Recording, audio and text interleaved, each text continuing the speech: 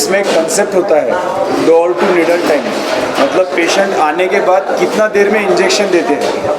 वो door to needle time जो है वो हमारे हॉस्पिटल में सबसे कम है। मतलब पेशेंट आया, देखा, MRI हुआ और इंजेक्शन दे दिया। 15 से 16 मिनट ये हमारा डोर टू निडल टाइम है, क्योंकि कैजुअलिटी में अगर पेशेंट आता है तो कैजुअलिटी के बाजू में ही हमारा है, कैजुअलिटी के बाजू में। Door to needle time foreign countries में भी 60 मिनट्स के आसपास। Orion City Care Super Speciality Hospital. मैं doctor Rahul Vahatode, neurologist, Orion City Care hospital.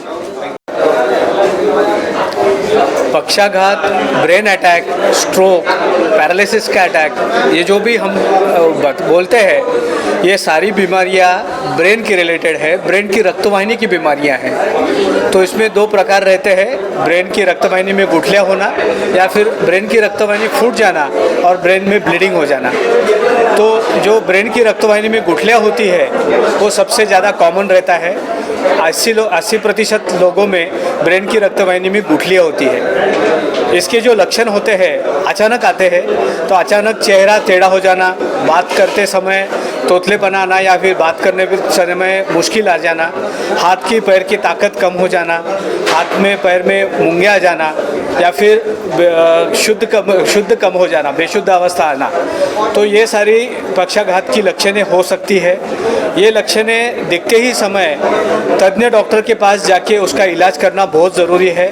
CT scan, MRI करना बहुत ज़रूरी है। उसमें उसका कौन सा टाइप है ये जानना ज़रूरी है। अगर ब्रेन की रक्तवाहिनी में गुठलियाँ होने की वजह से पक्षाघात का अटैक आया है तो दो एडवांस ट्रीटमेंट पद्धति रहती है, IV थ्रोम्बोलाइसिस और मैकेनिकल थ्रोम्बेक्टोमी। ये इलाज मिलने से काफ़ी लोगों में उसका फ़ायदा होता है और मरीज़ जो रहता है पूरी तरह से ठीक होके पहले जैसा होने के चांसेस बहुत ज़्यादा बढ़ जाते हैं।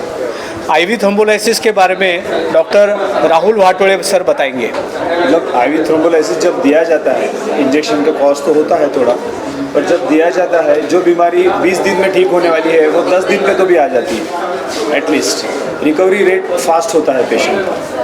जो कॉम्प्लिकेशंस होते हैं, अगर पेशेंट को इंजेक्शन दिया नहीं गया तो जो बड़े कॉम्प्लिकेशंस होते हैं, पैरालिसिस परमानेंट हो जाता है या कुछ लोगों को ऑपरेशन लग सकता है, फिट्स आ सकते हैं। ये सारे कॉम्प्लिकेशंस IV थ्रोम्बोलाइसिस से हम अवॉइड कर सकते हैं। 100 में से 70-80 लोगों को इसका फ़ायदा होता ही है।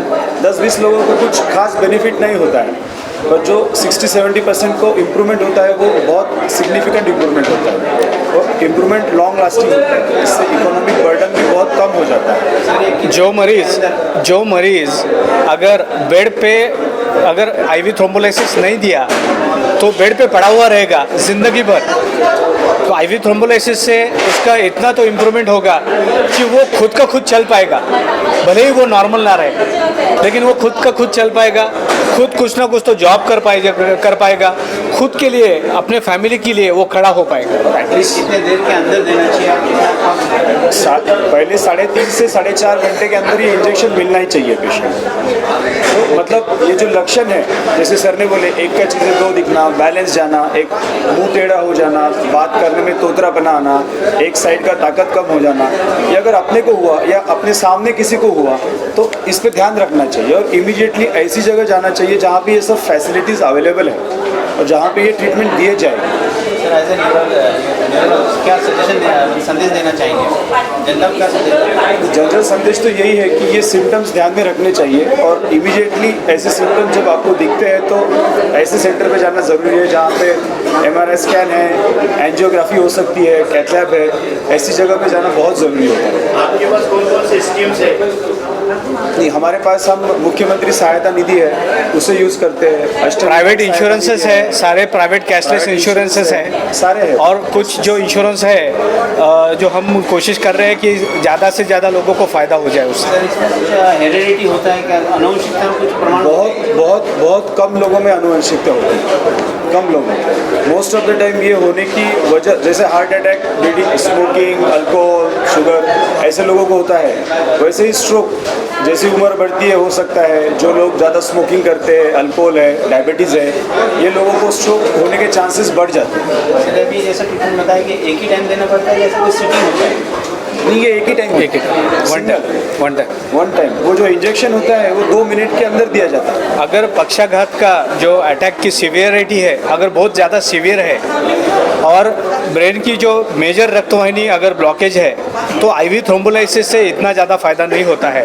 तो ऐसे पेशेंट को, ऐसे मरीज को मैकेनिकल थ्रोम्बेक्टोमी करना ज़रूरी है।